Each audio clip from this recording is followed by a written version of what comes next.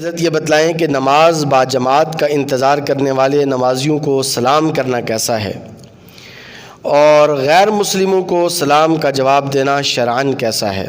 عبد الرحمن، بڑا اچھا سوال ہے اور بڑا اہم ترین سوال ہے، کیونکہ آج کل اس کی اصلاح کی بڑی شدید ضرورت ہے۔ دیکھیں، جب آپ مسجد میں آتے ہیں تو مسجد میں جب آ کر آپ دیکھتے ہیں کہ مسجد میں کوئی بھی نہیں ہے، مسجد میں نہ کوئی نمازی ہے، نہ کوئی ذاکر ہے، نہ کوئی تالی قرآن ہے، نہ کوئی قاری قرآن ہے، تو اس وقت آپ یوں سلام کریں گے مسجد میں آ کر کہ السلام علینا من ربنا وعلی عباد اللہ الصالحین۔ کیا کہیں گے؟ السلام علینا من ربنا وعلی عباد اللہ الصالحین۔ اب اگر آپ مسجد میں آئے، آپ نے دیکھا کچھ نمازی ذکر کر رہے ہیں، کچھ تلاوت کر رہے ہیں، کچھ نماز پڑھ رہے ہیں، کچھ فارغ بیٹھے ہوئے ہیں، تو اس صورت میں حکم یہ ہے کہ اونچی آواز سے سلام نہیں کرنا چاہیے۔ ہاں، جو لوگ فارغ بیٹھے ہوں وہ ان نمازیوں سے، ان ذاکرین سے، ان قاری قرآن اور تالی قرآن سے اتنے دور ہیں کہ آپ کے سلام کرنے سے ان کے ذکر و اذکار میں، ان کی تلاوت میں، ان کی عبادت میں کوئی خلل نہیں آتا، تو آپ ان کو سلام کر سکتے ہیں۔ بات سمجھ آ گئی ہے؟ سلام کا جواب کلیئر ہو گیا نہیں ہوا؟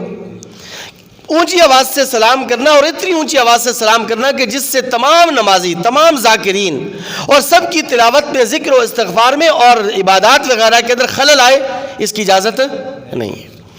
جہاں تک اس بات کا تعلق ہے کہ غیر مسلموں کو سلام کا جواب دینا کیسا ہے، تو یاد رکھیں کہ ہم مسلمان بسا اوقات اتنے زیادہ روشن خیال ہو جاتے ہیں اور جھوٹی مساوات کا نعرہ لگا کر اپنی شریعت، اپنے دین اسلام کے قواعد اور ضوابط اور دین اسلام کی جو بنیادیں ہیں ان کو کھوکھلا کرنے کی کوشش کرتے ہیں۔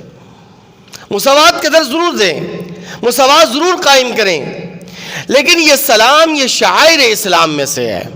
سلام کرنا شعائر اسلام میں سے ہے۔ یہ سلام صرف اور صرف مسلمانوں کو کیا جا سکتا ہے، غیر مسلموں کو سلام کرنے کی اجازت۔ اس کی وجہ یہ ہے کہ پہلی بات یہ ہے کہ السلام علیکم کا معنی یہ ہے کہ اللہ تبارک و تعالیٰ کی تم پر سلامتی ہو۔ کیا معنی ہے السلام علیکم کا؟ سارے بولیں، تم پر اللہ تعالیٰ کی سلامتی ہو۔ تو یہ سلامتی صرف اور صرف ایمان والوں کے لیے ہے، یہ دعا صرف اور صرف آپ ایمان والوں کے حق میں کر سکتے ہیں، غیر مسلموں پر تو اللہ کی لعنت برستی ہے۔ لعنت اللہ علی الکافرین، قرآن مجید کے اندر ہے، نہیں ہے، جگہ جگہ موجود ہے۔ تو اس لیے غیر مسلموں کو تو آپ السلام علیکم نہ کہیں گے، نہ ان کے سلام کے جواب میں آپ وعلیکم السلام کہیں گے۔ تو پھر کیا کرنا چاہیے؟ آپ کے ساتھ ملازمت کر رہے ہیں، آپ کے معاشرے کے اندر رہ رہے ہیں، آپ کے پڑوسی ہیں، آپ کے ساتھ ان کے دیرینہ تعلقات ہیں، آپ کے ساتھ اٹھنا بیٹھنا ہے، بسا اوقات آپ کے سینئر بھی غیر مسلم ہو جاتے ہیں، تو پھر آپ کیا کہیں گے؟ اگر وہ آپ کو السلام علیکم کہیں، اگر آپ اس سے کچھ جواب نہ دیں تو آپ کے لیے مسائل ہو سکتے ہیں۔ تو شریعت نے بڑی گنجائش رکھی ہے۔ دیکھو نا ہماری شریعت کتنی پیاری ہے، ہر مسئلے کے اندر رہنمائی کرتی ہے۔ تو شریعت یہ کہتی ہے کہ وعلیکم السلام مت کہیں، بس صرف وعلیکم کہہ دیا کریں۔ کیا کہہ دیا کریں؟ اور اس وعلیکم کہتے ہوئے یہ نیت کیا کریں کہ اللہ تبارک و تعالیٰ تمہیں ہدایت کی نعمت عطا فرمائے۔ اپنے دل کے اندر یہ نیت کریں کہ میں اس کو وعلیکم اس نیت سے کہہ رہا ہوں، سلامتی کی بات تو میں نہیں کر رہا، نیت یہ کر رہا ہوں کہ اللہ تبارک و تعالیٰ تمہیں ہدایت دے، ہدایت کی نعمت سے تمہیں نوازے۔ اب اس کی دلیل سنیے۔ دلیل یہ ہے کہ نبی کریم صلی اللہ علیہ وسلم اور صحابہ اکرام کے دور میں مکہ کے ارد گرد، مدینہ کے ارد گرد غیر مسلم رہا کرتے تھے، بنو قریظہ اور دیگر غیر مسلم یہود و نصارہ۔ جب یہ صحابہ کرام کی مجلس میں آتے، صحابہ کرام سے ان کا آمنا سامنا ہوتا، لیک سے لیک ہوتی، تو یہ صحابہ کرام کا طنز اور مذاق اڑاتے ہوئے یوں کہا کرتے تھے، السلام علیکم، السلام علیکم، وعلیکم السلام، وعلیکم السلام۔ اب سلام کا معنی عرض کر دیا کہ سلام کا معنی کیا ہے؟ سلامتی، تم اللہ تعالیٰ کی سلامتی ہو۔ اور سام کا معنی عربی لغت کے اعتبار سے، عربی گرامر کے اعتبار سے، سام یہ بددعائیہ کلمہ ہے، اس یہ موت کے لیے استعمال ہوتا ہے۔ اور وعلیکم السلام کا معنی یہ کہ تم پر موت واقع ہو جائے، یعنی تم مر جاؤ، تم ہلاک ہو جاؤ، تم برباد ہو جاؤ۔ تو ابتداً وہ ایسا کرتے تو صحابہ کرام کو محسوس نہیں ہوا کہ یہ کیا کہہ رہے۔ صحابہ کرام یہ سمجھتے تھے کہ شاید یہ وعلیکم السلام ہی کہہ رہے ہیں ہمیں، کیونکہ سام اور سلام میں عام طور پہ فرق بندہ نہیں کر سکتا.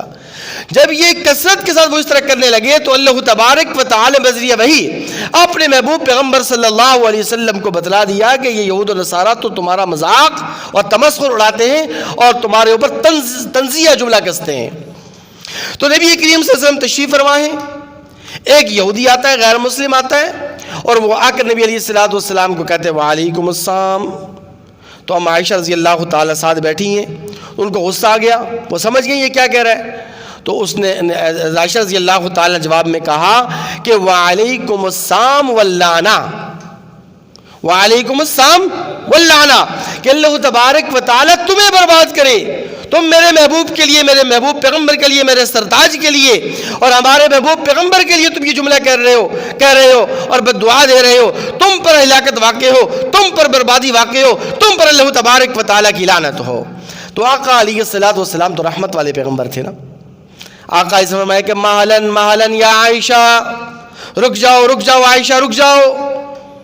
ان اللہ یحب الرفق فی الامر کلہ, اللہ تبارک و تعالی نے ہر معاملے میں نرمی کو پسند فرمایا ہے, زیادہ جذبات میں آنے کی ضرورت نہیں ہے. تو عائشہ رضی اللہ تعالیٰ عرض کیا یا رسول اللہ آپ نے سنا نہیں کہ یہ کیا کہا, اس نے یہ کیا کہہ رہا تھا, یہ کہ آپ کو کہے وعلیکم السلام, یا آپ کے لیے بددعا کر رہا تھا, یا آپ کی شان میں گستاخی کر رہا تھا. تو نبی کریم صلی اللہ علیہ وسلم نے فرمایا کہ تمہیں کہنے کی ضرورت نہیں تھی, میں نے وعلیکم کہہ دیا تھا. میں نے کیا کہہ دیا تھا, وعلیکم میں نے کہہ دیا تھا, اور میں نے وعلیکم کہہ کر یہ نیت کر لی تھی کہ تم جو میرے لیے بربادی کی دعا کر رہے ہو اللہ تعالیٰ تمہارے حق میں یہ بربادی کی دعا قبول فرمائے. تو میں نے جب جواب دے دیا وعلیکم, تو اب مزید تمہیں کہنے کی کوئی ضرورت ہے.